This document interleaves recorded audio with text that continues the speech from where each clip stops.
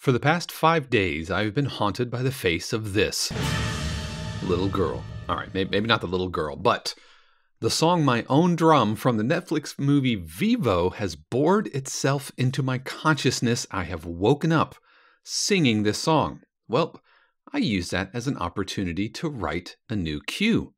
We're going to talk about where ideas come from, as well as check out a high-energy hip-hop cue featuring drumline written for sports broadcasting on my Week 32 vlog check-in.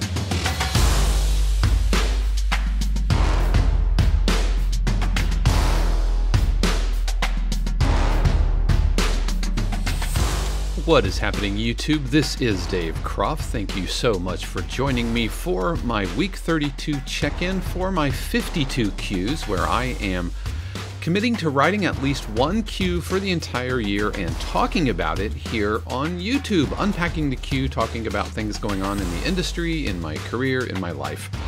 If you want to skip over the vlog portion today and get right onto the cue breakdown of Goal Line Stomp, then you can check out the timestamps in the description below. Today I'm going to be talking about creativity and kind of where ideas come from. But first, if it's your first time here, thank you so much for joining me. And if you've seen the channel before, and welcome back. Glad that you could rejoin me. If you haven't already, please consider liking and subscribing. It really does help composers just like you find the channel. And also, I want to give a special word of thanks to my Patreon patrons whose support make the channel possible. We'll talk a lot more about Patreon at the end of the video. So today, I'm going to be talking about creativity and kind of where ideas come from, kind of extending on a previous video that a couple of videos actually, that I did before. One is, can creativity be taught? And overcoming writer's block. And in that writer's block video, I talk about using references. And it's so important to circle back to this, because as composers, if we're looking to make a career out of our music, then we really have to figure out sustainable creativity.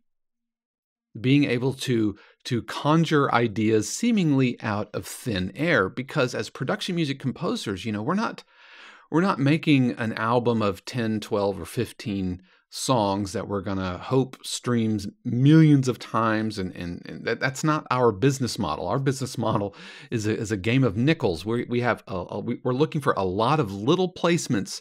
I mean, obviously some big placements would be great, but we're really looking to get a lot of music put out there in many different libraries, all finding homes, 18 seconds here, 30 seconds here, 2 minutes here, whatever. But it all really adds up. But to do that, we really have to figure out sustainable creativity. So we have to understand where that creativity comes from.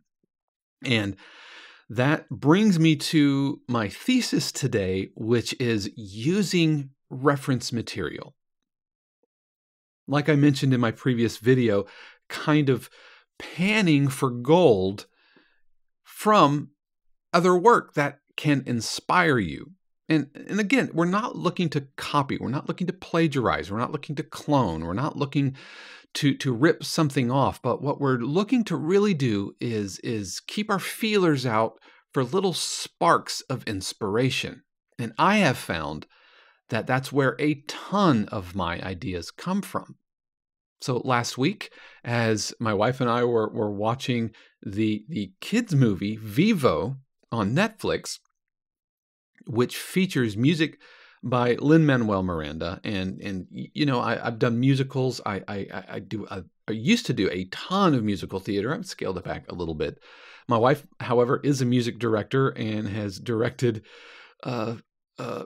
musicals, or was a music director for musicals, and so we have a long relationship with musical theater. So when Lin-Manuel Miranda does something, whether it's a kids movie or not, we are going to watch it. And so we're watching Vivo, and this song comes on, My Own Drum, and my spidey sense goes haywire as I'm listening to this.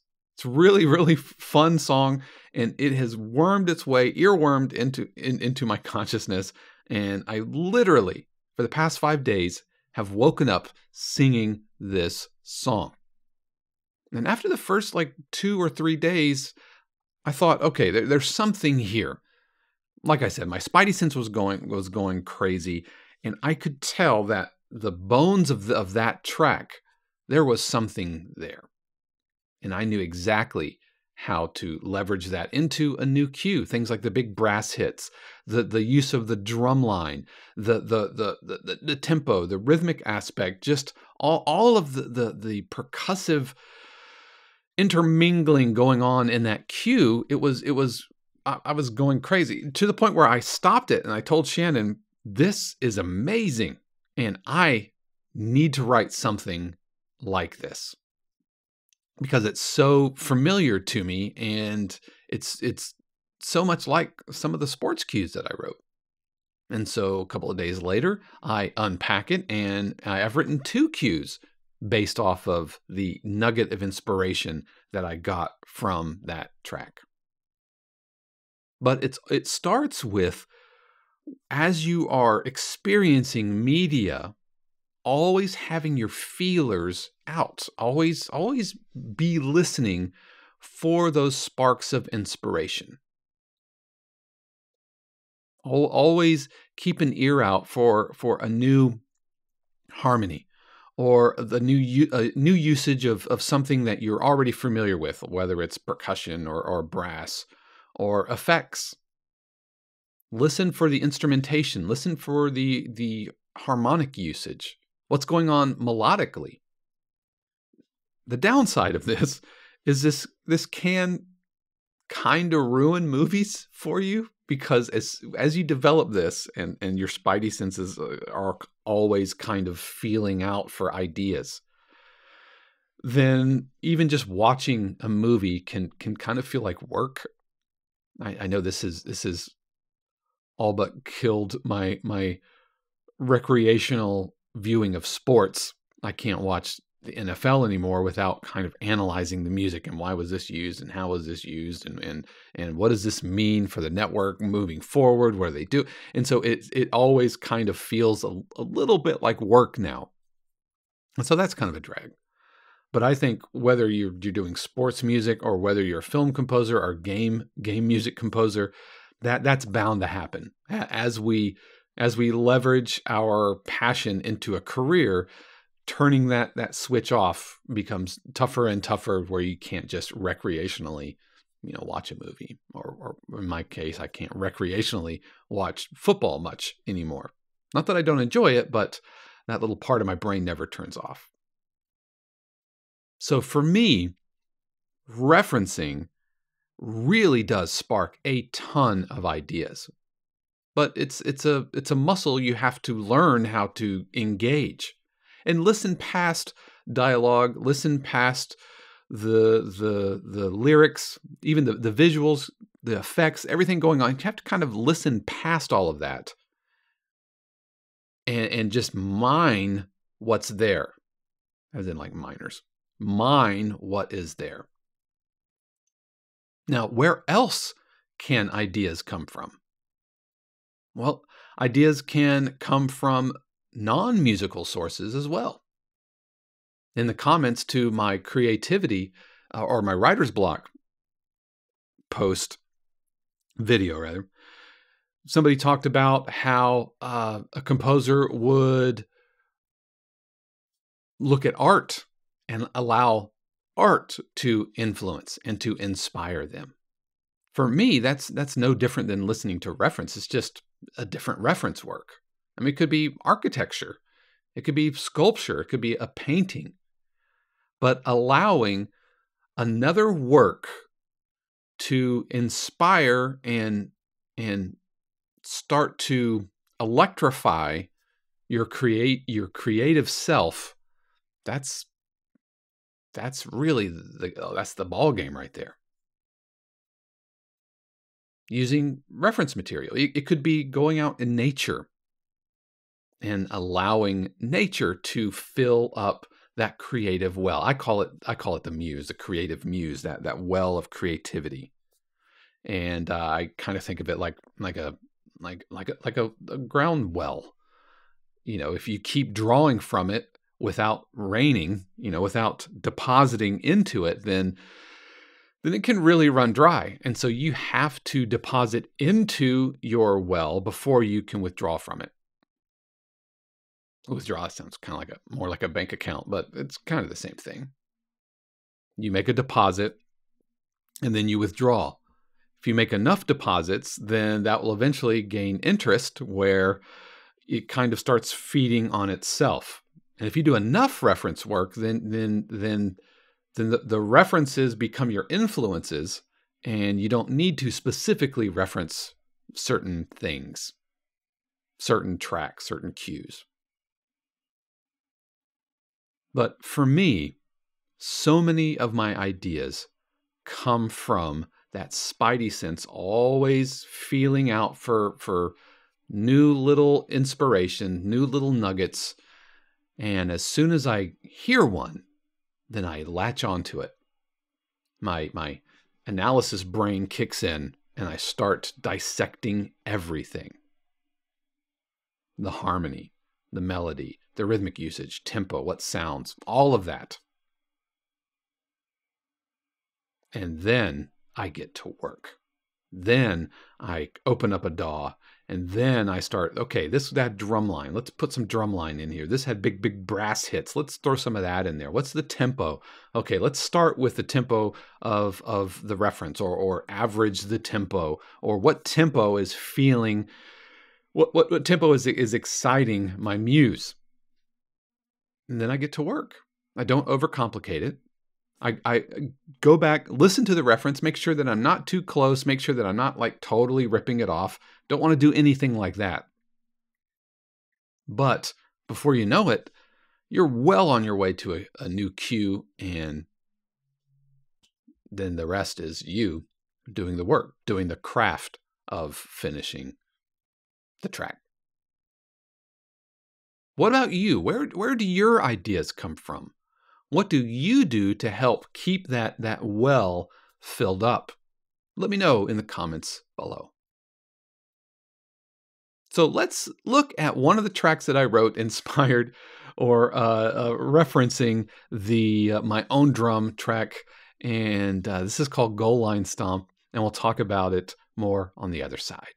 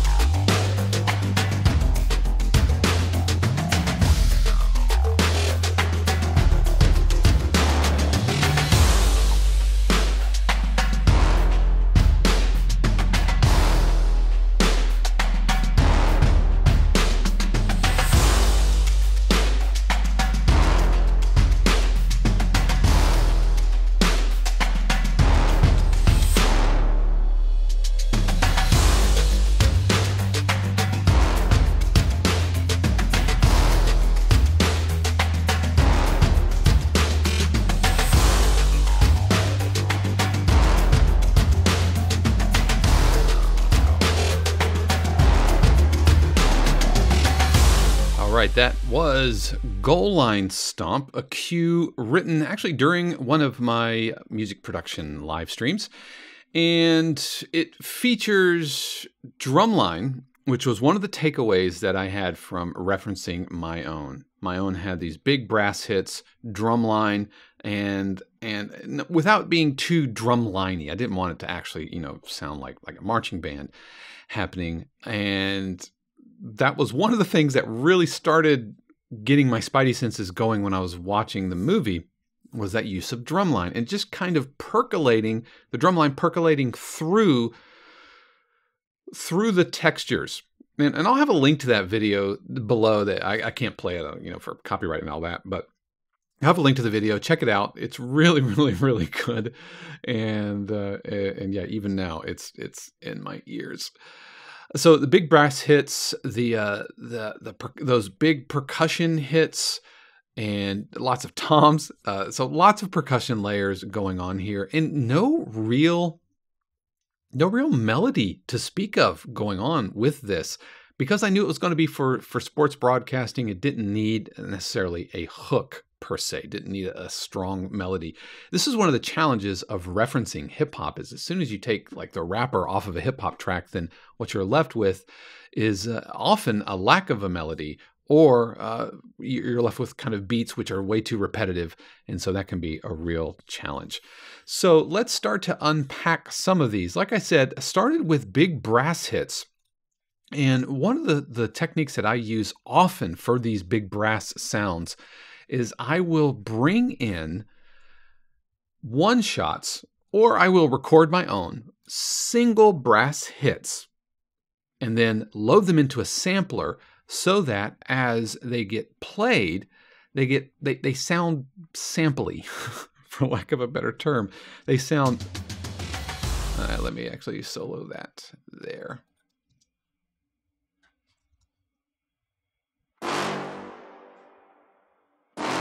And one of the reasons I like using one-shots, specifically these one-shots are taken in from Splice, just single brass hits, load them into Alchemy, and Alchemy will pitch it and make sure that everything is all lined up. And then I layer them.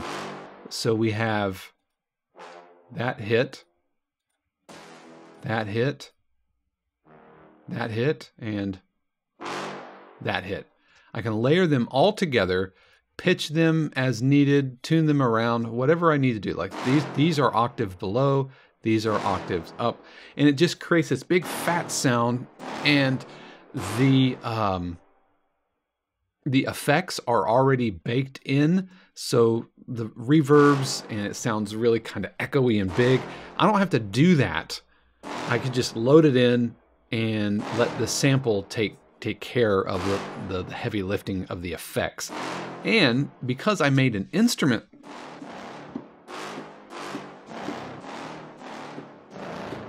because I made it a sample instrument, all of the time stretchiness, which actually I want, carries over.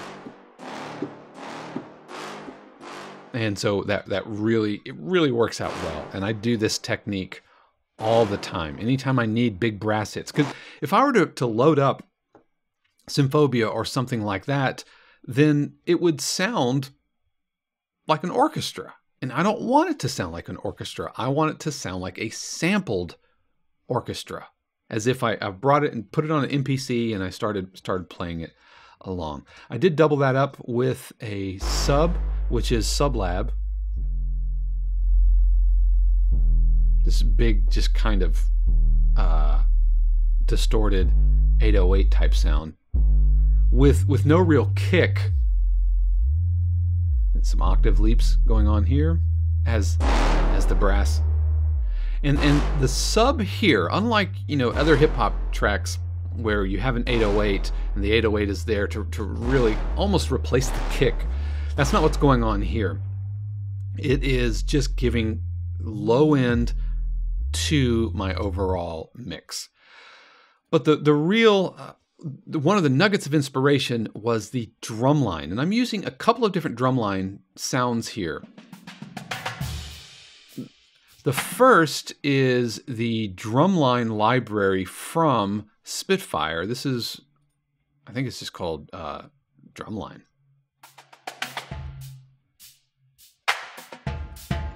Let me skip ahead here to the end, actually, so you can kind of hear the full.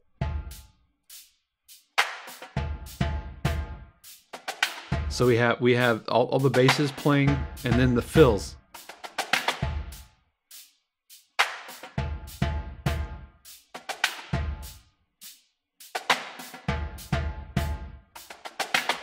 All right. So then on top of that, on top of the Spitfire drumline, I am using that sound. No, I'm not using that sound. These are the drumline individuals.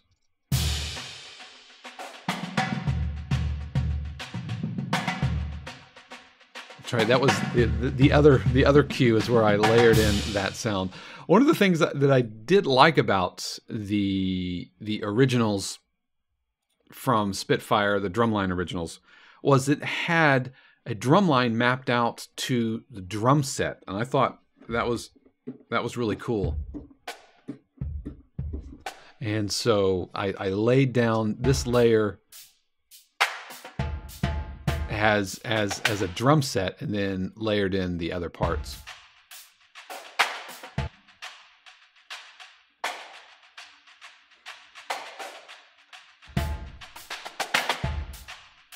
And then my tenors. The tenors are only 3. It's like they're like tris instead of quads or quints. And then my basses, oops, which I think there were five basses, 4 or 5. Then put the entire drum line together. So this library, it's only like $30. And for what I'm using it for, which is adding drumline elements into a bigger cue, it was fantastic. I really liked it. It is a little one-dimensional. If you're looking to really program intricate drumline parts, this probably isn't the library to use. I would use That Sounds drumline library, and the downside of that is it's not Contact, even though they do have like EXS and Machina and like Ableton patches that you can load up for that. It's just a little clunkier to use. Some other weirdness about the drumline was from Spitfire is like the bass is skipped over, as opposed to skipped over keys, and I mean like piano keys. So instead of like just going down C, B, A, G, F, you know, for the basses, you had the top drum, and then some articulations of that top drum, and then you go down and then down, and so you had the single drum and then its articulations. I would have preferred the single drums and then the articulations on maybe the accidentals. It made programming runs a little. I don't know, I felt like I had to learn the mapping, and that got in my way a little bit. And so I'll show you what I mean, like looking at the basses here.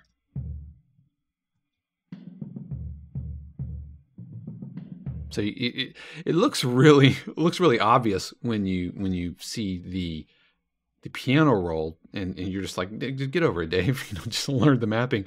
But in the midst of using it, it was a little challenging.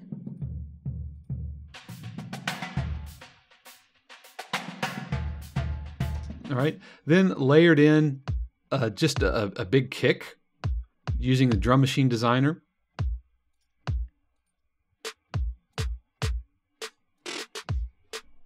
Some pretty typical hip hop type snares. This is a kind of a dance hall type rhythm.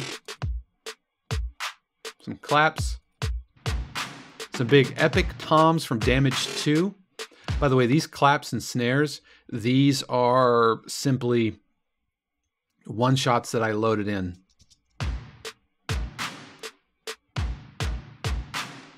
And some good old-fashioned drum set.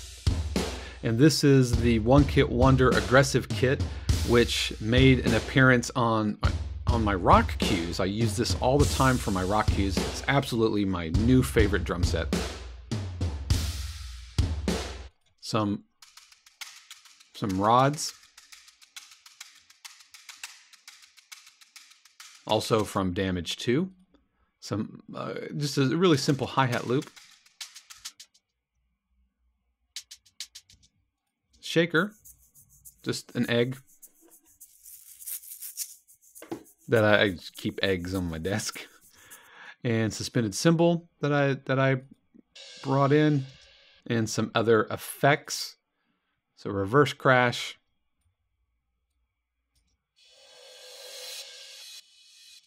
some other little effects. These are just transitional. A noise crash, a reverse impact. And then a big pitched riser.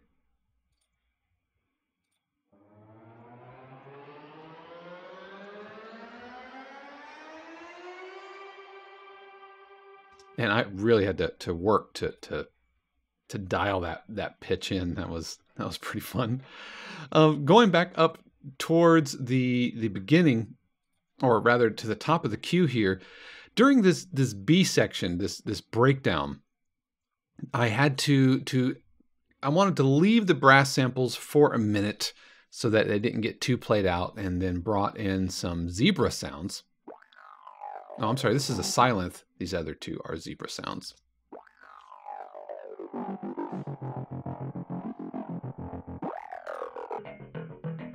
This is the zebra sound. Just an arpeggiated thing, just to give some synth elements into my B section. And then another ARP sound. So all this synth business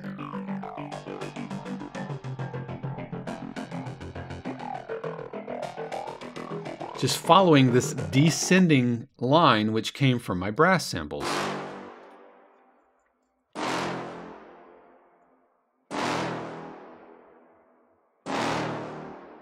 So then the G, the F, the E, E flat, D, right? It's really simple. It's definitely not the most original little progression, but then brought it over, copied it.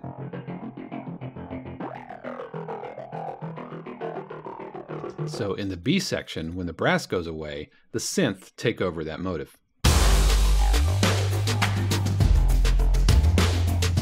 Sub gets a little busier.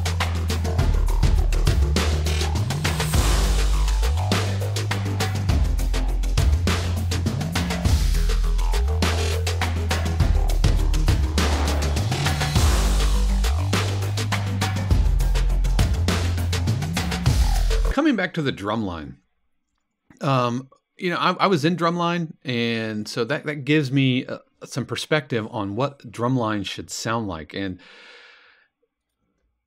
one of the things to keep in mind is usually snares on drumline are always playing. The snares are always cooking on something. They're very rarely just playing 2 and 4, which is why my snares are playing these 16th note patterns, even on top of what the drumline drum set is doing.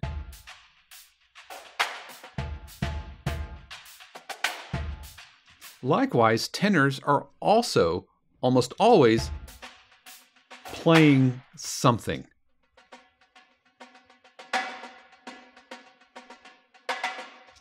The basses are playing tutti, everybody playing together, and then split. Beep, boop, boop, boop, boom.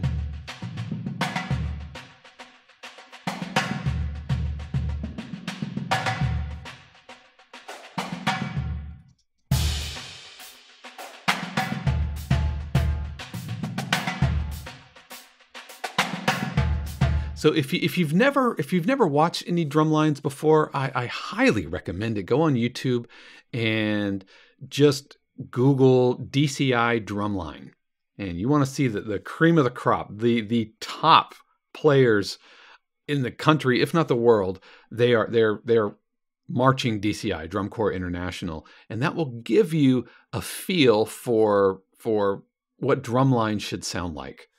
And so, yeah, I really enjoyed my time in drumline.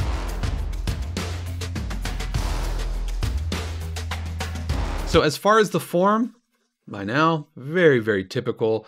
start out with our motive, build upon it. Every phrase we're looking to add intensity, bring the energy back in the form of a breakdown. During that breakdown, introduce a new idea, layer upon it, return back to the original idea, and then wrap it up by bringing both ideas together.